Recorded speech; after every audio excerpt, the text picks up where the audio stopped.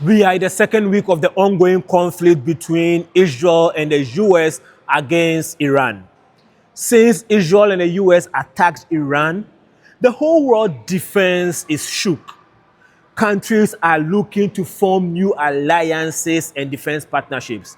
And the EU is saying that phones are calling, they keep calling. Countries who want to diversify their defense infrastructure have been reaching out to the EU, this according to the EU.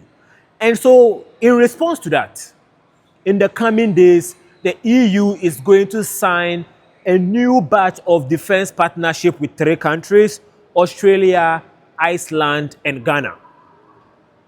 Why is Ghana looking to sign defense deals with EU? And why is EU open to signing defense deal with Ghana? Simple answer.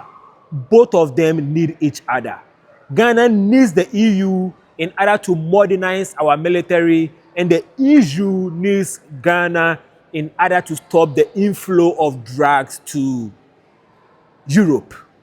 I'm going to break down the symbiotic nature of the partnership Ghana and the EU already have going on, but coming to intensify in the coming weeks. My name is Nenebi Tony. I'm a Ghanaian writer who lives in the US. On this channel, I like to talk about geopolitics and trade from the perspective of an African. And so, if you like intellectual conversations, subscribe to this channel. Let me pick up my book so that I can say the name of the EU High Representative on Foreign Affairs. Her name is Kaja Kallas. Kaja Kallas gave an interview in Belgium. And in the interview, she said that a lot of countries around the world have been reaching out to EU in the attempt to diversify their defense strategy. And so, in response, the EU is entering into defense partnership with various countries, the first batch of which would be Ghana, Iceland, and Australia. So she framed it like other people want to deal with the EU, and the EU is responding to the people it is interested in. That may be true, or let's say that is true, which I believe it is. What will make the EU respond positively to, say, Ghana wanting to diversify our defense? That's the answer I'm about to give you on this channel. But before that, let's start with why does Ghana even need to diversify our defense right now? Simple. The US and Israel have been two of our biggest defense partners, the US in particular, in recent years. Ghana have an ongoing defense relationship with the US. It has its benefits, but the benefits of the defense relationship between Ghana and the US have mostly been in the area of law enforcement. When it comes to the military, the infrastructure of the military, right? The resourcing of the military with weapons, it has been not that great, the relationship between Ghana and the US. The US is not giving Ghana any new weapons, even though we need them. And I'll come back to why we need them as I talk. So, as things are happening, the US attention is now on Iran. Ghana needs somebody who would respond positively to our quest to modernize our military. Why don't we go to Russia? We can't. And I'll explain why. Even though the Cold War is over, the US moves like it is still fighting the Cold War with Russia and China. You know, in the TikTok case that went to the Supreme Court, the US Supreme Court said in that case that China is an enemy of the US, even though they are trade partners. Russia, by that logic, is also an enemy of the US. And by US defense policy, if you have a defense relationship with the US, you cannot have a similar defense relationship with an enemy of the US. And this came out recently in Russia and Nigeria doing a deal. So you know Nigeria have been trying to procure some weapons from the US. And actually, the Trump administration is positive about selling the weapons to Nigeria. But there are some Congress people in the US who are against the US selling weapons to Nigeria because, according to them, Nigeria is a human rights risk. Apparently, Nigeria is the worst country in the world when it comes to human rights abuses, even though the US deals weapons to Saudi Arabia and Qatar. Anyway, so the Trump administration are having a hard time selling the weapons to Nigeria. So Nigeria decided to go to Russia to procure the weapons, and now the US is mad at Nigeria for doing that. So because of that, because countries want to maintain their relationship with the US, we have to, even if we are trying to diversify our defense, we would want to do it with somebody that the US considers an ally or a partner, and that is the EU. Because remember, the EU and the US are partners or alliances through NATO, right? Good. And that is why we are going to the EU. And the modernization effort has started yielding fruits. Ghana have procured one Airbus helicopter from Europe already. There are 3 more on the way. Now we need other stuff. We need armored cars. We need naval vessels. We need drones. We need a lot more modern military equipment. Not even missiles, just equipment. And we need training. We need intelligence. We need everything that a modern military needs. We need to modernize, I keep using that word, our military, right? And so that is the nature of the deal that we are signing with the EU. And I said Ghana already had a partnership with the EU. We had something called a Defense Security Initiative, which is a way the EU is protecting the Gulf of Guinea, right? From Ivory Coast, Ghana, Togo, Benin, all the way down there. The EU is already helping Ghana to protect it by sharing intelligence with our Navy, right? Now we want that partnership to grow bigger. And that is what this deal is about, all right? On the EU side, what do they get? Ghana provides the EU with 2 things. 1, intelligence. Ghana has been very good at intelligence gathering in relation to Burkina Faso. There have been attempts over the years of terrorists in Burkina Faso to infiltrate Ghana.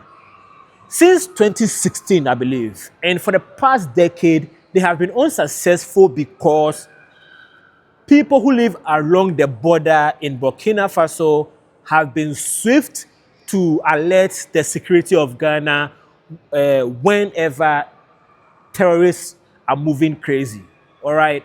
So Ghana have intelligence along our border with Burkina Faso, which would be beneficial to the EU in their quest to stop an inflow of drugs and even spillover of other terrorist activities to Europe from the Sahel region.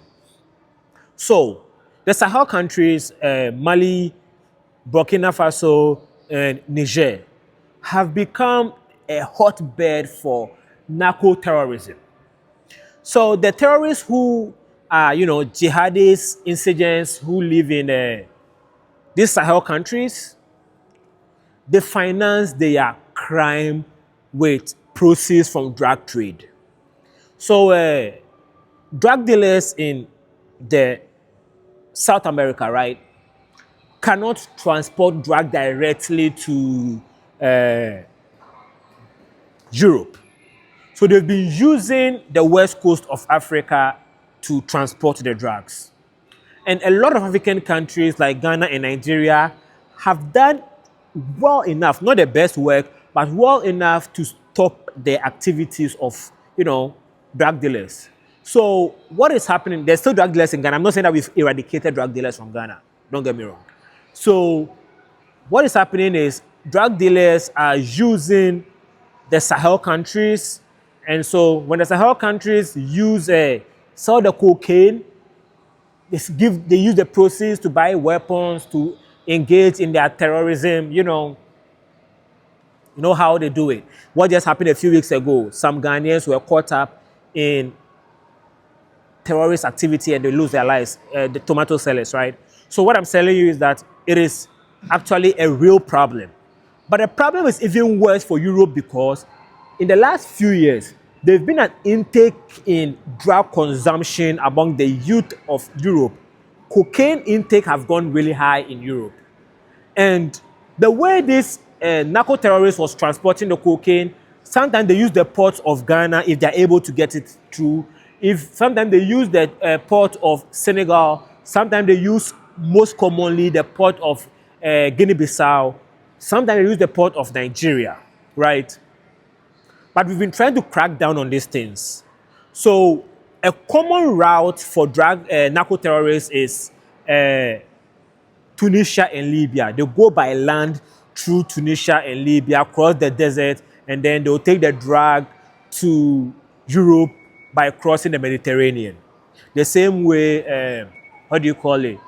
People who are trying to migrate to Europe do it, right? So what is happening is the narco terrorists in the Sahel region are ISIS backed. ISIS actually funds the terrorists in the Sahel region. But there's also another batch of terrorists from Tunisia to Libya. They are Al-Qaeda backed. So ISIS and Al-Qaeda, even though they are both terrorist organizations, they are like, how do I put it? They're like gangs. They don't get along. Just the fact that they are doing drugs doesn't mean that they are friends. So the terrorists in Libya, the Al-Qaeda-backed terrorists, have started taxing the ISIS-backed terrorists from the Sahel.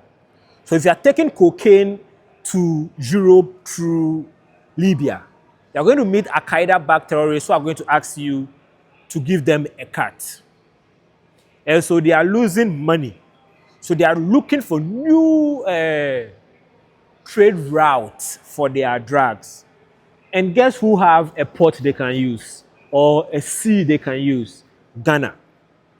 So with this deal, Europe has two advantages. They can prevent these narco terrorists from infiltrating Ghana, which will increase the number of terrorists available in the world or terrorist countries available in the world, and also using Ghana to transport cocaine to their country. You understand? So this is a very symbiotic partnership. Europe will benefit, Ghana will benefit. You understand? What we are getting is equipment, what they are getting is security and reduction in drug trade. Because the reason why drug trade goes on is because people want to do drug. So I don't think we can ever get to the point where we will eradicate drug. We can only reduce it, which will mean that new young people will not be recruited to drug consumption. That is what they are working towards. You understand? But there's also the spillover of terrorism. Maybe people in the Sahel could plan a terrorist attack in Sahel and implement it in Europe. You don't want that to happen. So you want to stop it before it happens. You understand? So this is the nature of what the partnership between EU and Ghana is trying to address. I just wanted to highlight it to you. And now, I've also mentioned what we will be getting, what they will be getting. One thing that I think Ghana should request from EU in this defense partnership is Ghana should ask the EU to convert Ghana into a defense maintenance hub for West Africa. Most militaries in Africa are under-resourced and have infrastructure that is aging. we have a bad maintenance culture in Africa. And so a lot of military equipment, the armor cars, the vessels, the aircrafts in various militaries across Africa are broken down. And they don't seem to be able to find spare parts and repairs for them, right? If the EU is able to create a maintenance hub in Ghana where maybe we have a military maintenance or repair center in Ghana for EU equipment, I think it will benefit the EU in one way. They can get more countries in Africa to enter defense deals with them, which means that when something goes wrong in their country, they can always run to Ghana to, repair it and take it back to their country, which is closer than Europe. And two, Ghana benefits in the way of creating jobs. All the things that comes with having a hub in your country. You understand? So I think Ghana should push for bigger investment in Ghana by Europe. Of course, Europe would want to ask, how do we benefit? Then you sell them on the fact that it's their business, it's their company, it can be anything related to them, but also it will give them a station that will make more African countries comfortable to do business with them instead of doing business with Russia or even the US. All right, that is the point I wanted to make on this channel. My name is Nenebi Tony. I'm a Ghanaian writer who lives in the US. It's loud right now. On this channel, I like to talk about geopolitics and trade from the perspective of an African, like I just did. So subscribe if you like everything I talked about. And if you have some thoughts, let me know your thoughts on my thoughts, all right?